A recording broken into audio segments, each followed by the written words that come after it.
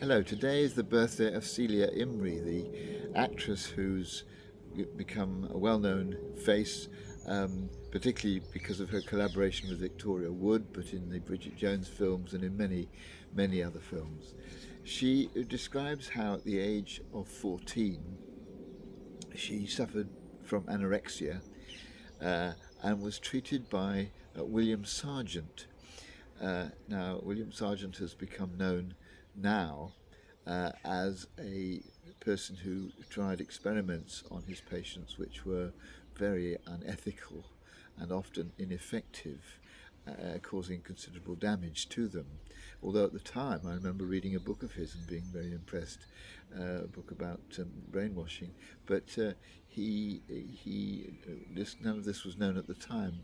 But Celia Imrie describes how she was in the hospital where he was in charge and treated with large doses of Largactil, which made her hands tremble all day. It made her feel very depressed and apparently worst of all, made her see everything with double vision. And so when Dr. Sargent came to see her, she saw him twice and she said that was doubly awful because the treatment he was giving her was making her feel really terrible.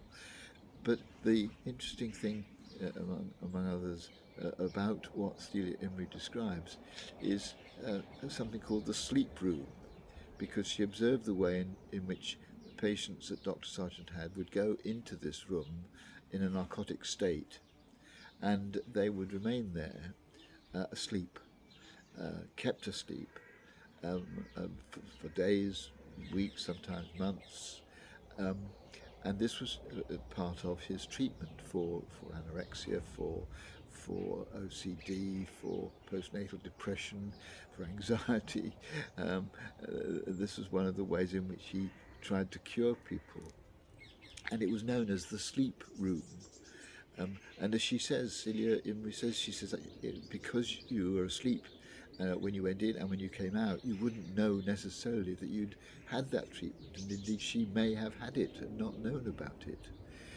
And so together with that and lobotomies and other things that were very are very discredited now, William Sargent tried to cure people with sleep.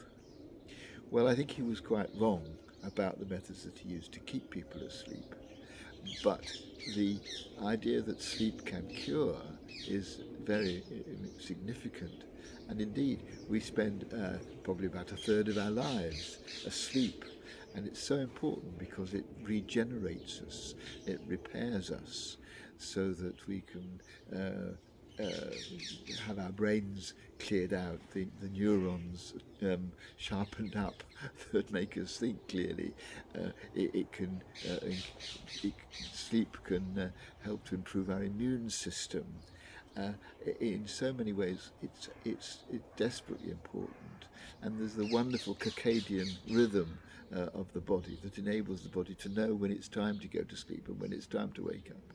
I just get lost in admiration as I think of how extraordinary our human bodies are, but how important sleep is to them. And so today I just want to celebrate sleep. And I know that for some people it's hard to do because not being able to sleep is a very, very unpleasant experience. But for those of us who are able to have a good night's rest and wake up feeling refreshed, let's celebrate that.